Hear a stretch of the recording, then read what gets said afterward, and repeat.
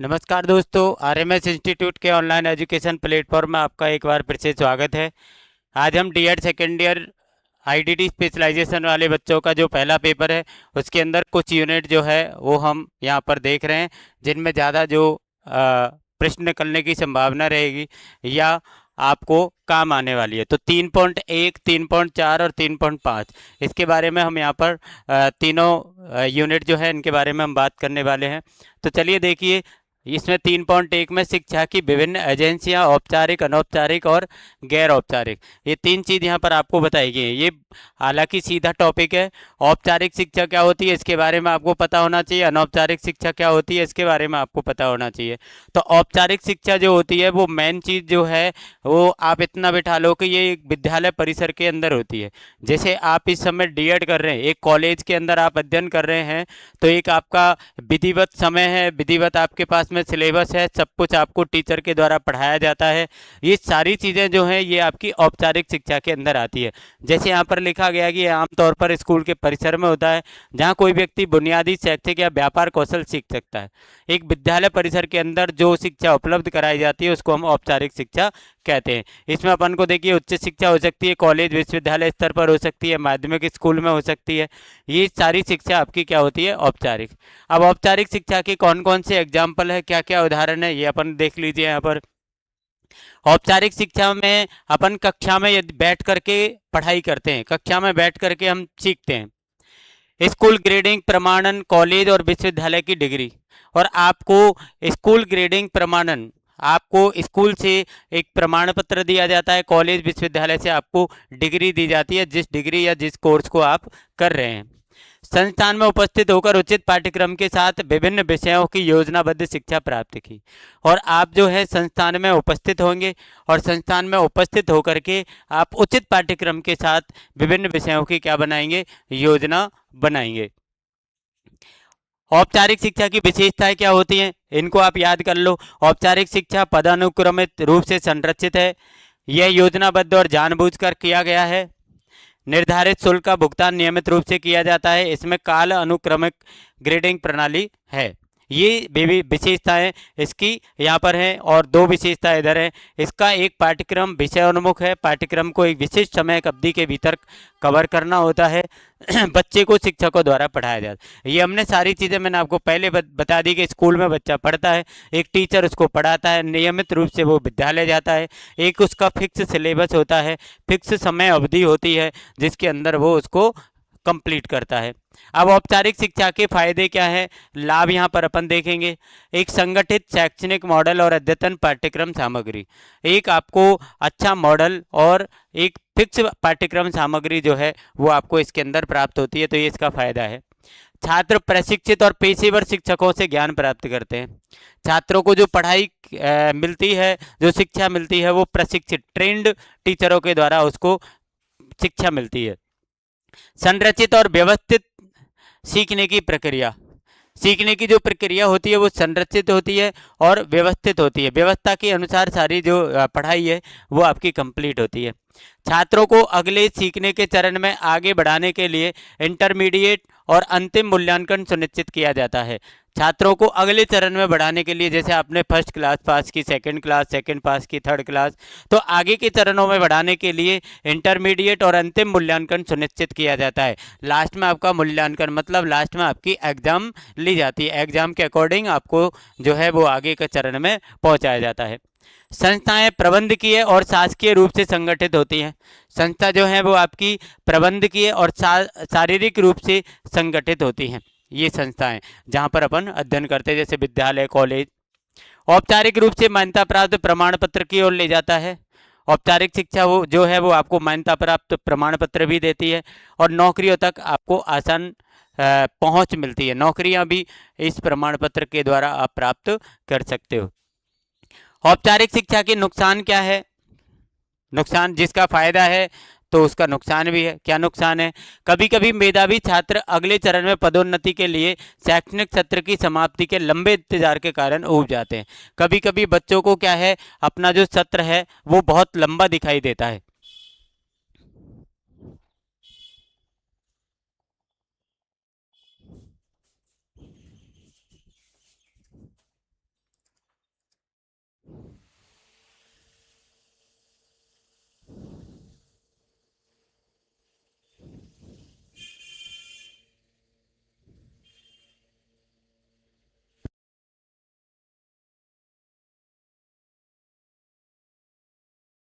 अपना शैक्षिक सत्र जो है वो बहुत लंबा दिखाई देता है, और वो लंबे सत्र के कारण क्या करते हैं, ऊब जाते हैं। क्या करते हैं, ऊब जाते हैं।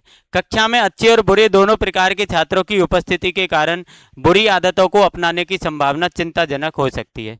कक्षा में क्या है, अच्छे और बुरे दोनों प्रकार के छात्र जो है वो आपको पता है कक्षा के अंदर उपस्थित रहेंगे। तो दोनों प्रकार के छात्र होने के कारण बच्चों में कुछ बुरी आदतें आने की संभावना रहती है। समय की बर्बादी, क्योंकि कुछ आलसी छात्र पेशेवर प्रशिक्षकों की प्रेरणा के बावजूद ठीक से सीखने में असफल हो सकते हैं। समय की बर्बादी होती है क्योंकि बहुत से आलसी छात्र होते हैं और वो पेशेवर प्रशिक्षणों की प्रेरणा के बावजूद भी सीखने में असफल हो जाते हैं। मतलब टीचर जो है अच्छी तरह प्रशिक्षित है, अच्छी तरह बच्चों को पढ़ा रहा है, सिखा रहा है, लेकिन फिर भी वो सीखने में क्या हो जाते हैं, असफल हो जाते हैं। कुछ अव्यावसायिक और गैर मानक शिक्षा प्रणाली छात्रों के समय और धन की बर्बादी का कारण बन सकती है, जिससे औपचारिक शिक्षा से निराशा होती है और उन्हें गैर औपचारिक शिक्षा की ओर जाने का तर्क मिलता है। कुछ अव्यावसायिक और गैर मानक शिक्षा प्रणाली छात्रों के समय और धन की बर्बादी का कारण बन जाती है। समय और धन दोनों प्रकार से वो क्या हो जाते हैं, बर्बाद हो जाते हैं, वो मतलब नष्ट हो जाते हैं। औपचारिक शिक्षा से निराशा उनको प्राप्त होती है। कभी कभी आपको पता है विद्यालय में बच्चा पढ़ रहा है, कॉलेज में बच्चा पढ़ रहा है, उसकी पढ़ाई ठीक से नहीं होती है, तो वो पढ़ाई में सक्सेस नहीं हो पाता है, तो उनका समय और पैसा दोनों चला जाता है। शिक्षा के अन्य रूपों की तुलना में महंगी और कठोर शिक्षा है। जो शिक्षा के अन्य अवसर है, शिक्षा के और तरीके हैं, उनसे ये क्या है, महंगी भी होती है और क्या होती है, कठोर होती है।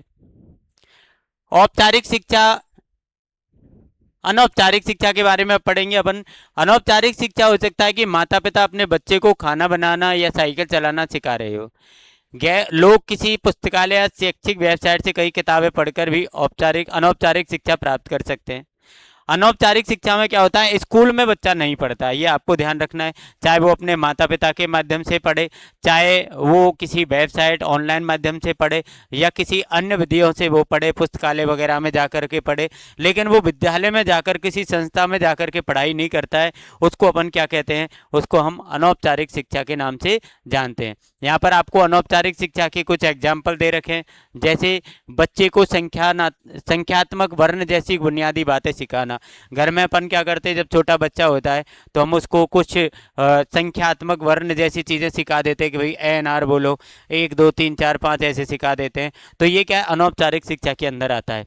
कोई अपनी मातृभाषा सीख रहा है, माता पिता जो हैं बच्चे को मातृभाषा सिखा रहे हैं, बोलना सिखा रहे हैं, तो वो आपका इसके अंदर आता है। एक सहज प्रकार की सीख, अगर बैंक में खड़ा कोई व्यक्ति किसी से बैंक में खाता खोलने और इसे बनाए रखने के बारे में सीखता है। आप बैंक में गए, आपने पूछा कि भाई मुझे खाता खुलवाना है, इसके लिए मुझे क्या चाहिए, मुझे पैसा जमा कराना है, मुझे कैसे जमा कराना है, और वो वहाँ पर जो व्यक्ति है बैंक में, वो उसको बता रहा है और वो सीख रहा है, तो ये भी क्या है, अनौपचारिक शिक्षा के अंदर आता है। अनौपचारिक शिक्षा की विशेषता क्या है? अनौपचारिक शिक्षा की विशेषता की चार दीवारी से स्वतंत्र है। आपको कहीं पर भी पाबंदी नहीं है। विद्यालय में तो पाबंदी है कि आपको इस क्लास के अंदर बैठना है, इस कमरे में बैठना, तो ये चार दीवारी से पाबंद नहीं है, स्वतंत्र है। इसका कोई निश्चित पाठ्यक्रम नहीं है, इसका कोई निश्चित पाठ्यक्रम नहीं है, कोई विशेष पाठ्यक्रम नहीं है जो हम सिखा सकते हैं, और बच्चा जिस चीज़ को सीख सकता है उसको हम सिखा देते हैं। यह पूर्व नियोजित नहीं है और इसकी कोई समय सारणी नहीं है। पहले से ये प्लानिंग से नहीं होती है और इसकी कोई भी समय सारणी भी नहीं है। किसी शुल्क की आवश्यकता नहीं है, क्योंकि हम दैनिक अनुभव और नई चीज़ें सीखकर अनौपचारिक शिक्षा प्राप्त करते हैं। हमें किसी शुल्क की आवश्यकता नहीं होती है, फीस वगैरह हमको कोई भी जमा नहीं करानी है। क्यों नहीं करानी है? क्योंकि हम क्या करते हैं, दैनिक अनुभव और नई चीज़ें सीखकर अनौपचारिक शिक्षा प्राप्त करते हैं। यह प्राकृतिक रूप से जीवन भर चलने वाली प्रक्रिया है। ये जो प्रक्रिया है वो प्राकृतिक रूप से जीवन भर चलने वाली प्रक्रिया है। इसमें प्रमाण पत्र, डिग्री शामिल नहीं है और किसी को नई चीज सीखने का कोई तनाव नहीं है।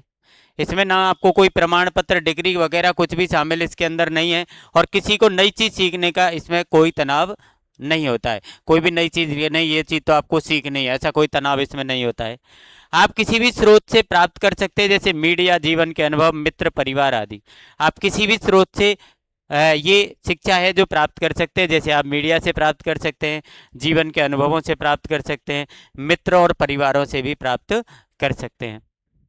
अनौपचारिक शिक्षा के लाभ क्या हैं?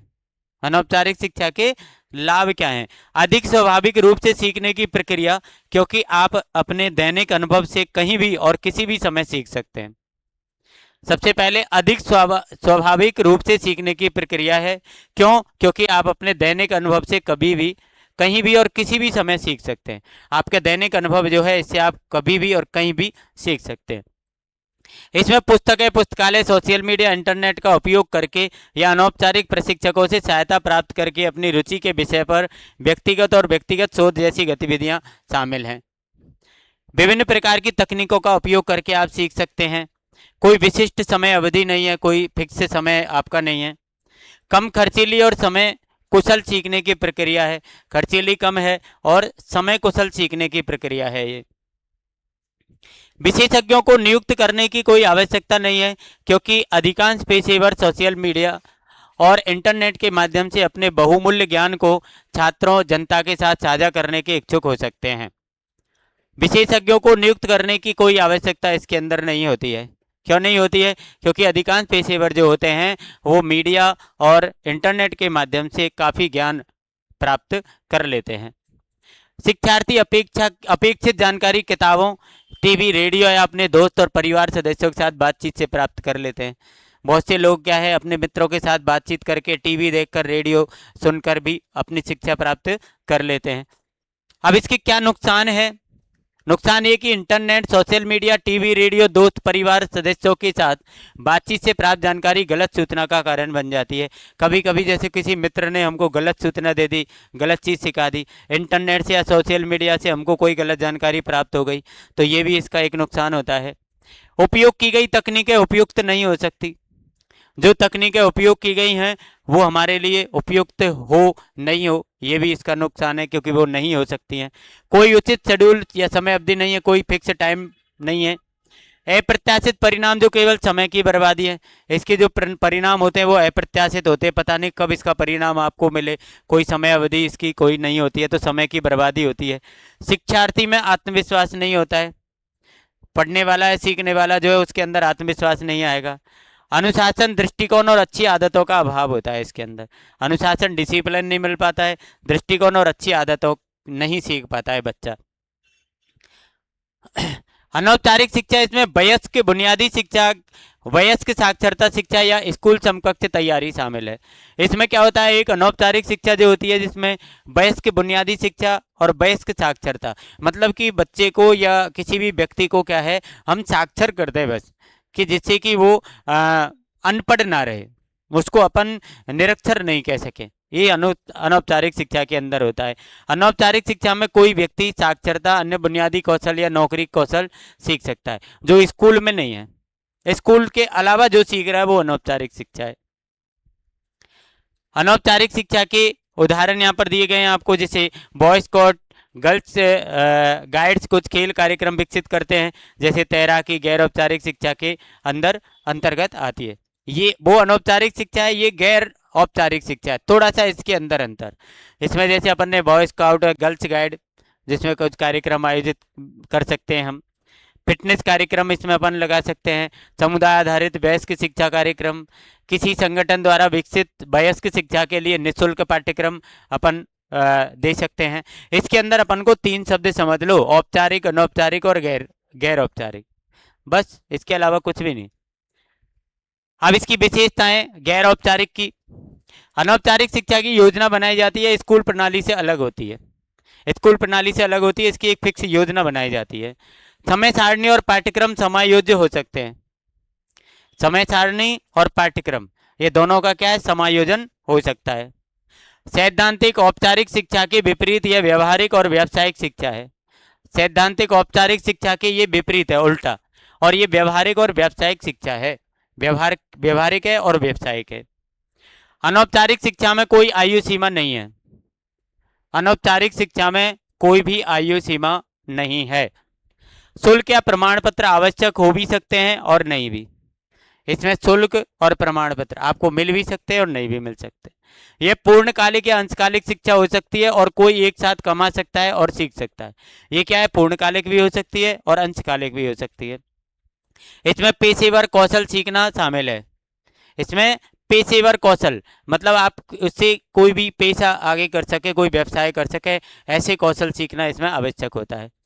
औप- अनौपचारिक गैर औपचारिक शिक्षा के क्या है लाभ, क्या है कि अभ्यास और व्यावसायिक शिक्षा प्रशिक्षण इसमें मिल जाता है अपन को। स्वाभाविक रूप से बढ़ते दिमाग जो व्यवस्था में संशोधन की प्रतीक्षा नहीं करते हैं। कौशल विकास के साथ साक्षरता जिसमें स्व शिक्षा की सराहना की जाती है। आयु पाठ्यक्रम और समय में लचीलापन होता है, समय वगैरह आयु की कोई लिमिट नहीं होती है। ओपन एंडेड शैक्षिक प्रणाली जिसमें सार्वजनिक और निजी क्षेत्र दोनों प्रक्रिया में शामिल होते हैं। ओपन एंडेड शैक्षणिक प्रणाली होती है ये, जिसमें सार्वजनिक और निजी दोनों क्षेत्र जो है वो प्रक्रिया में होते हैं। नियमित परीक्षा आयोजित करने की आवश्यकता नहीं है, आप नियमित परीक्षा आयोजित करें इसकी कोई ज़रूरत नहीं है। डिप्लोमा प्रमाण पत्र और पुरस्कार प्रदान करना आवश्यक नहीं, आपको डिप्लोमा देना है कि प्रमाण पत्र देना है कि पुरस्कार प्रदान करना है, इसकी कोई ज़रूरत नहीं होती है। गैर औपचारिक शिक्षा के नुकसान क्या है? प्रतियोगियों की उपस्थिति इसमें अस्थिर होती है, कभी कभी ये केवल समय की बर्बादी होती है क्योंकि नियमित आधार पर परीक्षा आयोजित करने की कोई आवश्यकता नहीं है। और प्रशिक्षण सत्र के अंत में कोई डिग्री डिप्लोमा प्रदान नहीं किया जाता है, अंत में आपको कोई भी ना तो डिग्री दी जा रही है ना डिप्लोमा दिया जा रहा है। सीखने के लिए बुनियादी पढ़ना और लिखना कौशल महत्वपूर्ण है, मतलब लिखना और पढ़ना सबसे महत्वपूर्ण होता है, जबकि इसमें लिखने और पढ़ने की जानकारी बच्चे को हो नहीं हो। कोई पेशेवर और प्रशिक्षित शिक्षक नहीं होता, कोई भी पेशेवर शिक्षक और प्रशिक्षित शिक्षक इसमें नहीं होता है। छात्र पूर्ण आत्मविश्वास का आनंद नहीं ले सकते जैसा कि नियमित छात्र आनंद लेते हैं। नियमित छात्र जिस प्रकार कक्षा के अंदर पढ़ते हैं, बैठते हैं, अच्छे टीचरों के साथ पढ़ाई करते हैं, अच्छे अपने मित्रों के साथ बैठते हैं, तो ऐसा उसमें नियमित छात्र जो है वो आनंद नहीं लेते हैं। और कुछ संस्थान केवल कमाई के लिए ऑनलाइन पाठ्यक्रमों के माध्यम से नकली प्रमाणन प्रदान करते हैं, बहुत से क्या है कि नकली प्रमाण पत्र भी दे देते हैं। ये आपकी 3.1 के अंदर है। एक 3.4 और 3.5 की भी आपके द्वारा बताया गया है, तो 3.4 के बारे में भी अपन देख लेते हैं और 3.5 के बारे में भी थोड़ा सा देख लेते हैं।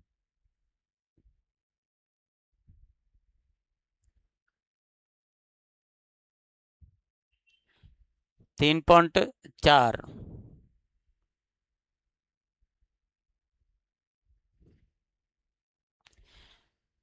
3.4 यहाँ पर अपन की आ जाती है सरकारी संगठनों की भूमिकाएं। NCERT, NCERT, SCERT, NCT, UGC, शिक्षा मंत्रालय, इनके बारे में अपन को पढ़ना है। ये क्या है? संस्थान है, संस्थान की थोड़ी थोड़ी जानकारी आप ले लो, आपको और कुछ नहीं करना है।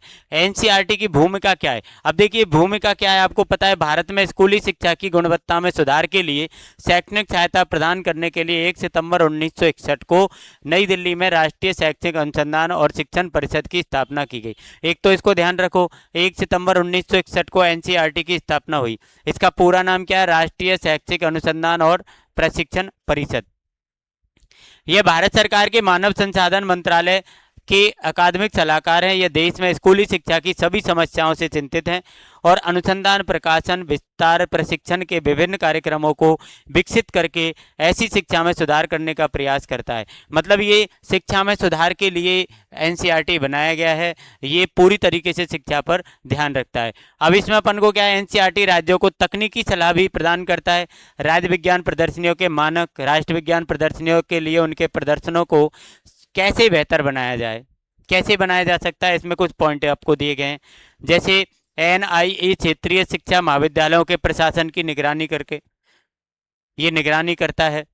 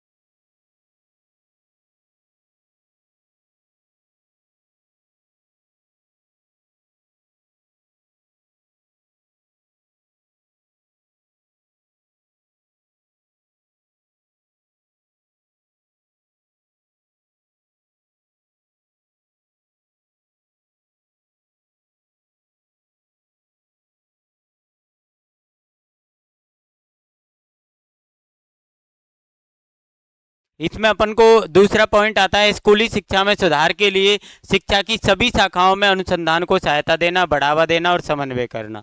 अपन का जो स्कूली शिक्षा है उसमें सुधार के लिए ये क्या करते हैं, अनुसंधान को सहायता प्रदान करते हैं, बढ़ावा देते हैं और समन्वय का कार्य करते हैं। शिक्षकों के लिए सेवा पूर्व और सेवाकालीन शिक्षा कार्यक्रम आयोजित करना। शिक्षकों के लिए क्या करते हैं, सेवा से पहले, सेवा पूर्व का और सेवाकालीन शिक्षा कार्यक्रम, सेवा चलती सेवा के अंदर ये जो कार्यक्रम आयोजित करते हैं। विद्यार्थियों के लिए अध्ययन सामग्री एवं संबंधित शिक्षक पुस्तिकाएं तैयार करना एवं प्रकाशित करना। विद्यार्थियों के लिए क्या है, अध्ययन सामग्री भी देते हैं और शिक्षण पुस्तिकाएं भी तैयार और प्रकाशित करते हैं। विज्ञान प्रौद्योगिकी और सामाजिक विज्ञान में छात्रवृत्ति के पुरस्कार के लिए प्रतिभाशाली छात्रों की खोज करना। जो भी छात्रवृत्ति वगैरह मिलती है तो उनके लिए ये चयन करते हैं कि प्रतिभाशाली बच्चे कौन कौन हैं। स्कूली शिक्षा में सुधार के लिए शिक्षा मंत्रालय अब मानव संसाधन विकास मंत्रालय द्वारा सौंपे गए कार्यों को करना। स्कूली शिक्षा में सुधार के लिए, स्कूली शिक्षा में वो सुधार करने के लिए क्या करते हैं, शिक्षा मंत्रालय द्वारा जो कार्य सौंपे गए होते हैं उन कार्यों को ये संपन्न करते हैं। कौन, एनसीईआरटी की बात चल रही है। शिक्षा के सभी क्षेत्रों में अनुसंधान को बढ़ावा देते हैं, व्यवस्थित करते हैं उनको और बढ़ावा देना इनका काम है।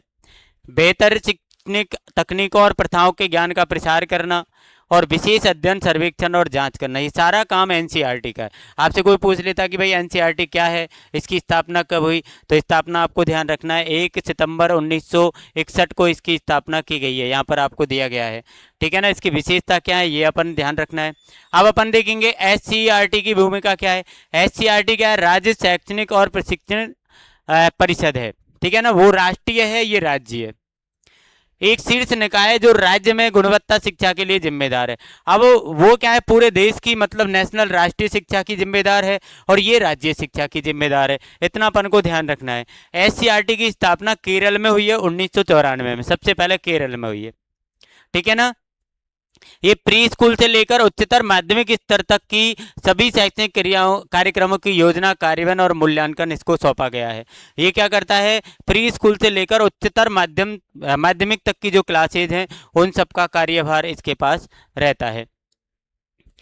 एससीईआरटी के प्रमुख कार्य, एससीईआरटी के प्रमुख कार्य क्या है।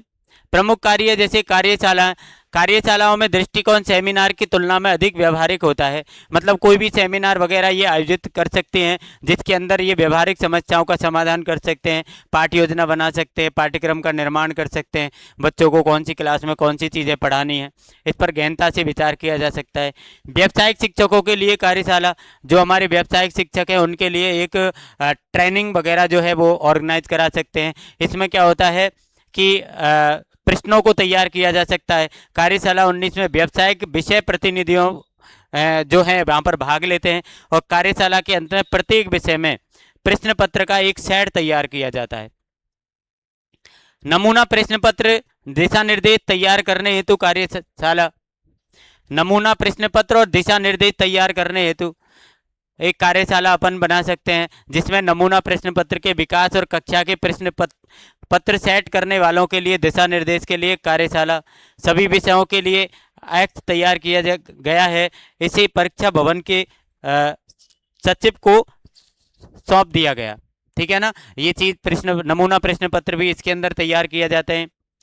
प्रशिक्षण समन्वय, डीटी जो शिक्षा विभाग होता है अपन का, शिक्षा विभाग के कार्य क्षेत्र टीटीआई और डीआईईटी के लिए शिक्षक प्रशिक्षण कार्यक्रम सेवाकालीन और पूर्व सेवा दोनों आयोजित करना। मतलब ये कॉलेजों से संबंधित है और प्रशिक्षित शिक्षकों से संबंधित है। ये क्या करते हैं, सेवाकालीन और सेवा पूर्व, सेवा से पहले का और सेवा चलती सेवा के अंदर। किशोर स्वास्थ्य शिक्षा कार्यक्रम एएचईपी का प्रशिक्षण मॉड्यूल के विकास के लिए कार्यशाला 25 से 27 अगस्त 2011 तक आयोजित की गई। एएचईपी पर डाइट के डीआरयू संकाय को सशक्त बनाने के लिए केरल के सभी जिलों को कवर करने वाले टीटीआई के शिक्षक प्रशिक्षकों को प्रशिक्षण जारी रखने के क्रम में कोझिकोड कोट्टायम में आयोजित किया जाना है। ये क्या है, एक मॉड्यूल विकास करने के लिए जो उस समय के जो प्रशिक्षित शिक्षक थे या जो प्रशिक्षण ले रहे थे उनकी एक कार्यशाला तैयार की गई थी। बीएड के प्राचार्यों के लिए वकालत कार्यक्रम कॉलेज, जो हमारे बीएड के प्राचार्य हैं उनके लिए अपन एक कार्यशाला आयोजित कर सकते हैं। इसमें क्या है कि वकालत कार्यक्रम मतलब एक दूसरे की बातों से जानना, एक दूसरे को जागरूक करना, ये कार्यक्रम इसके अंदर जो है वो आयोजित किए जाते हैं। एनटीईसी पूर्व प्राथमिक शिक्षक, ये एक व्यापक पाठ्यक्रम है जिसकी परिकल्पना अभ्यर्थियों को नई सहस्राब्दी प्री स्कूल नर्सरी शिक्षक बनने के लिए तैयार करने के लिए की गई है। प्री स्कूल का मतलब होता है जो फर्स्ट क्लास के नीचे जो क्लास होती है, पीजी, एलकेजी, यूकेजी, उनके लिए हम जो प्री प्राइमरी टीचरों के प्रशिक्षण जो मिलता है ये उससे संबंधित होती है। कौन सी? एनटीईसी। उच्च माध्यमिक विद्यालय के हिंदी शिक्षकों के लिए आईसीटी प्रशिक्षण, हिंदी शिक्षकों के लिए जो उच्च माध्यमिक क्लास में पढ़ाते हैं उनको आईसीटी आधारित प्रशिक्षण हिंदी शिक्षकों के लिए अत्यंत वांछनीय है। ये राज्य के उच्च माध्यमिक हिंदी शिक्षकों के लिए आईसीटी प्रशिक्षण 21/2/2012 से 8/3 तक आयोजित किया गया था। ये 14 जिलों से 9 कोर एसआरजी सदस्यों और कुल 400 एसआरजी प्रदत्त सदस्यों ने इसके अंदर भाग लिया था। ये क्या है आपको पता है? आईसीटी प्रशिक्षण जो होता है ये टेक्नोलॉजी पर आधारित प्रशिक्षण होता है। ये 12वीं में पढ़ाने वाले जो हिंदी के शिक्षक हैं उनके लिए आयोजित किया जाता है। अब अपन देखेंगे एनसीटीई की भूमिका। एनसीटीई की भूमिका क्या है? राष्ट्रीय अध्यापक शिक्षा परिषद, ये इसका पूरा नाम है। ये 1973 से अपनी पिछली स्थिति और शिक्षक शिक्षा से संबंधित सभी मामलों पर केंद्र और राज्य सरकारों के लिए एक सलाहकार निकाय थी, जिसका सचिवालय राष्ट्रीय शैक्षिक अनुसंधान और प्रशिक्षण परिषद के शिक्षक शिक्षा विभाग में था। एनसीईआरटी शैक्षिक क्षेत्रों में अपनी सराहनीय कार्य के बावजूद यह शिक्षक शिक्षा में मानकों के रखरखाव को सुनिश्चित करने और घटिया शिक्षक शिक्षा संस्थानों के प्रसार को रोकने के लिए आवश्यक नियामक कार्य नहीं कर सका। ये क्या है? एनसीटी क्या करती है? अपन के जो प्रशिक्षण संस्थान है उन प्रशिक्षण संस्थान पर ये क्या रखती है? नियंत्रण रखती है, उनकी शैक्षणिक व्यवस्थाओं को देखती है, उनको मान्यता वगैरह देना, ये सारा काम इसी का होता है। ठीक है ना? इसका उद्देश्य क्या था? एनसीटी का मुख्य उद्देश्य पूरे देश में शिक्षक शिक्षा प्रणाली को नियोजित और समन्वित विकास, शिक्षा प्रणाली में मानदंड और मानकों का विनियमन और उचित रखरखाव और उनसे जुड़े मामलों को प्राप्त करना था। इसका मुख्य उद्देश्य क्या था कि जो शिक्षक शिक्षा प्रणाली से जो लोग जुड़े हुए हैं या जो संस्थान जुड़े हुए हैं उनके अंदर एक समन्वय स्थापित करना और उनके एक मानक तैयार करना कि आपको इस प्रकार से जो है शिक्षा को आगे बढ़ाना या आपको इस प्रकार बच्चों को शिक्षा देनी है। यूजीसी की भूमिका क्या है? यूजीसी आपको पता है जो कॉलेज वगैरह को मान्यता देने का काम करती है, विश्वविद्यालय अनुदान आयोग। यूजीसी या विश्वविद्यालय अनुदान आयोग या समिति भारत एक भारतीय संघ परिवार की पहल है, सरकार की पहल है, जो मानव संसाधन विकास मंत्रालय के तहत यूजीसी अधिनियम 1956 के अनुरूप और उच्च शिक्षा मंत्रालय से संबंध। आपको कुल मिला के यूजीसी के बारे में इतनी चीज ध्यान रख लेना कि कॉलेजों में जो शिक्षा मिलती है अपन को, कॉलेजों में मान्यता देने से संबंधित हो, चाहे वो डिग्री से संबंधित हो या पढ़ाई से संबंधित हो या पाठ्यक्रम से संबंधित हो, सारा काम कॉलेज लेवल का होता है वो यूजीसी के अंडर में होता है। इतनी चीज आप ध्यान रखो। अब यूजीसी की भूमिकाएं क्या क्या हैं यहाँ पर अपन को दी गई हैं। जैसे यूजीसी अनुमोदित विश्वविद्यालयों को बढ़ावा देना और समन्वय करना, ये विश्वविद्यालयों को बढ़ावा देने का काम करता है और समन्वय करता है। न्यूनतम उच्च शिक्षा मानक स्थापित करने के लिए नियम बनाता है। न्यूनतम उच्च शिक्षा मानक स्थापित करने के लिए क्या बनाता है? नियम बनाता है। विश्वविद्यालय और कॉलेज शिक्षा के क्षेत्र में प्रगति का मूल्यांकन करता है। विश्वविद्यालय और कॉलेज इन शिक्षा के क्षेत्र में इनकी क्या प्रगति चल रही है इसका मूल्यांकन करता है। यूजीसी नेट, सीएसआईआर नेट और आईसीएआर नेट आदि के लिए परीक्षा मानक व्यवस्थित करता है। ये मानक जो हैं ये सारे यूजीसी का काम होता है। राज्य सरकारें केंद्र सरकार और उच्च शिक्षा संस्थानों के बीच समन्वय बना के रखता है। सरकार और उच्च शिक्षा संस्थान जो कॉलेज होते हैं उच्च शिक्षा में सकारात्मक बदलाव लाने के लिए केंद्र और राज्य सरकारों को सुझाव देता है। उच्च शिक्षा में सकारात्मक बदलाव लाने के लिए केंद्र और राज्य सरकारों को सुझाव भी यही देते। अब शिक्षा मंत्रालय की क्या भूमिका है? भारत का शिक्षा मंत्रालय भारत सरकार का एक हिस्सा है जो देश में मानव संसाधन और शैक्षिक प्रणाली के विकास के लिए जिम्मेदार होता है। शिक्षा मंत्रालय जो होता है ये भारत सरकार का एक मंत्रालय है जो हमारे शिक्षा के क्षेत्र में क्या करता है, ये विकास के लिए जिम्मेदार होता है। पूरी शिक्षा के क्षेत्र में ज़्यादा से ज़्यादा डेवलपमेंट हो, इसका पूरा जिम्मेदार कौन होता है? शिक्षा मंत्रालय होता है। इसमें क्या है, दो विभाग हैं, स्कूल शिक्षा और साक्षरता विभाग, जो प्राथमिक शिक्षा और साक्षरता के विभिन्न पहलुओं को व्यवस्थित करने और वित्त पोषित करने के लिए जिम्मेदार है। ये क्या वित्त पोषित भी करता है। यदि जैसे आपने देखा होगा कोई भी शैक्षिक संस्थान ऐसी भी होती है जिनको सरकार के द्वारा अनुदान मिलता है, तो वो काम इसी का होता है।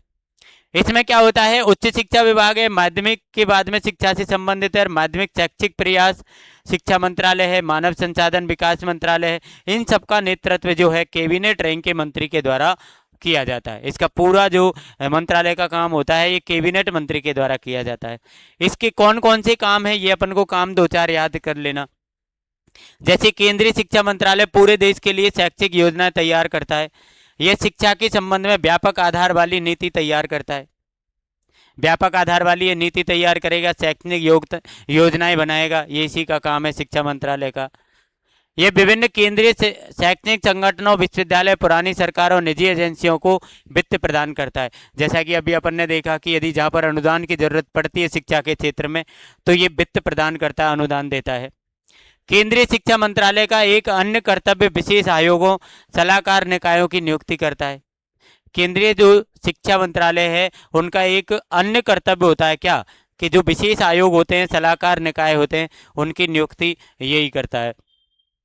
ये शारीरिक रूप से विकलांग व्यक्तियों के लिए शिक्षा, सामाजिक शिक्षा, शिक्षा के विशेष क्षेत्रों का प्रावधान करता है। ये क्या है, अपन को शारीरिक रूप से विकलांग व्यक्तियों के लिए शिक्षा देता है, सामाजिक शिक्षा और शिक्षा के विशेष क्षेत्रों का प्रावधान भी ये करता है। राज्य सरकारों को दिशा निर्देश देना केंद्रीय शिक्षा मंत्रालय का एक और महत्वपूर्ण कार्य है। इसके द्वारा शिक्षा के मानक तय किए जाते हैं जिनका पालन विभिन्न राज्यों को करना होता है।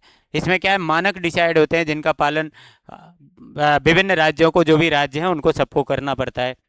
इसके द्वारा राष्ट्रव्यापी हितों से संबंधित सामग्री, पुस्तकें, रिपोर्ट प्रकाशित की जाती हैं। इसके द्वारा क्या है, राष्ट्रव्यापी हितों को ध्यान में रखा जाता है। राष्ट्रव्यापी हितों से संबंधित जो पुस्तकें होती हैं, रिपोर्ट होती हैं, वो भी प्रकाशित की जाती हैं। ये सभी शैक्षणिक एजेंसियों को विभिन्न गतिविधियों के लिए एक प्रमुख समन्वय एजेंसी के रूप में कार्य करती है।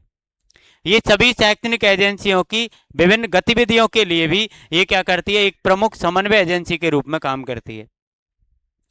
ये पूरे देश में शिक्षा से संबंधित रिकॉर्ड रखता है।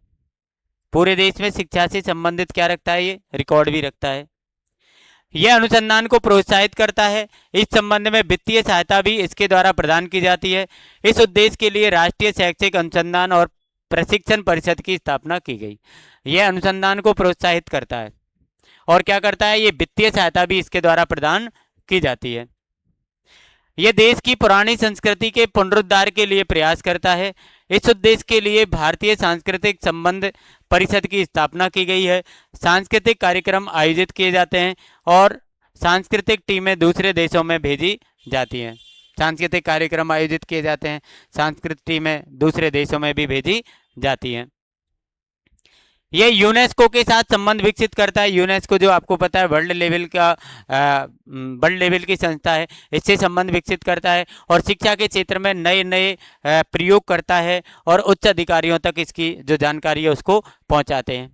यह शिक्षा के क्षेत्र में विभिन्न पायलट प्रोजेक्ट शुरू करने में मदद करता है। इसके अंदर कुछ उदाहरण यहाँ पर आपको दिए गए हैं, जैसे चयनित क्षेत्रों में गहन शैक्षणिक विकास, पब्लिक स्कूलों में मेरिट छात्रवृत्ति, माध्यमिक विद्यालयों में अनुसंधान परियोजनाओं को बढ़ावा देना, एवी शिक्षा के क्षेत्र में कुछ विशेषज्ञों को प्रशिक्षण देना, बच्चों और वयस्कों के लिए उपयुक्त साहित्य का उत्पादन करना, अंतरभाषी समझ को बढ़ावा देना, गैर हिंदी भाषी क्षेत्रों में हिंदी को बढ़ावा देना। ये इसके क्या है, महत्वपूर्ण क्या है, कार्य हैं, कुछ उदाहरण है। इसके बाद अपन की आ जाती है यहाँ पर 3.5 और 3.5 के अंदर विकलांग बच्चों के लिए शैक्षिक अवसरों को बढ़ावा देने के में विभिन्न राष्ट्रीय और अंतर्राष्ट्रीय गैर सरकारी संगठनों, एनजीओ की क्या भूमिका है। अब अपन को इसमें देखना है कि जो भी सरकारी या बिना सरकारी गैर सरकारी संगठन जो है, एनजीओ जो हैं, ये विकलांगों के लिए शिक्षा के अवसर को बढ़ाने में क्या भूमिका निभाते हैं। तो इसमें अपन देखते हैं कि ये कौन कौन से हैं। यहाँ पर अपन देखेंगे गैर सरकारी संगठन एनजीओ। ये नागरिक आधारित संघ है जो सरकार से स्वतंत्र रूप से काम करता है, आमतौर पर संसाधन वितरित करने या कुछ सामाजिक या राजनीतिक उद्देश्यों की पूर्ति के लिए। ये सामाजिक और राजनीतिक उद्देश्यों की पूर्ति के लिए एक संस्था होती है एनजीओ, और ये हमारी क्या करती है, ये सरकार से स्वतंत्र रूप से काम करती है। सरकार से इसका एक रजिस्ट्रेशन लेती है, एनजीओ को रजिस्टर्ड कराती है, इसके बाद में स्वतंत्र रूप से अपना कार्य करती है। ये क्या है आपकी, ये एनजीओ है। एनजीओ के बारे में आप और थोड़ा सा पढ़ लेंगे। इसमें क्या होता है, एक होता है सबके लिए शिक्षा, ठीक है ना। इसमें क्या होता है, अपन चाहे बच्चे हो, युवा हो, वयस्क हो, सबको गुणवत्तापूर्ण बुनियादी शिक्षा प्रदान करने का क्या होता है, एक वैश्विक प्रतिबद्धता है। वैश्विक प्रतिबद्धता का मतलब विश्व स्तर पर हम प्रतिबद्ध हैं इस कार्य के लिए, ठीक है। यह आंदोलन 1990 में सभी के लिए शिक्षा पर विश्व सम्मेलन में शुरू किया गया था, जब प्राथमिक शिक्षा को सार्वभौमिक बनाने और दशक के अंत तक निरक्षरता को बड़े पैमाने पर कम करने पर सहमति व्यक्त की गई। इसका काम क्या होता है सबके लिए शिक्षा का, कि प्रत्येक व्यक्ति जो है शिक्षा से जुड़े, कोई भी व्यक्ति हमारे देश के अंदर निरक्षर नहीं रहे, प्रत्येक व्यक्ति साक्षर हो जाए, कम से कम उसको पढ़ना लिखना साइन करना या छोटी मोटी जानकारी से अपडेट रहना, इतना तो उसको पढ़ाया जा सके, सिखाया जा सके। इसके बाद इसमें कुछ है नहीं है, 3.5 के अंदर इतना ही मैटर है। इसको आप थ्योरी है थोड़ी सी, इसको आप थोड़ा सा पढ़ लें, और इसके अलावा इसके अंदर अपन का कुछ नहीं है। एक आपने दूसरी यूनिट में जो प्रॉब्लम बताई है, और दूसरी यूनिट में क्या है, कुछ सिद्धांतों वाले टॉपिक हैं, कल मैं उसकी भी सुबह आपको वीडियो रिकॉर्ड करके भेज दूंगा। और आप पढ़ाई करते रहिए भैया, सबके लिए 25 से आपकी एग्ज़ाम है, क्योंकि ये पहला पेपर है, इसकी तैयारी आपको पहले करनी है। Thank you for your support and best of luck for your exam.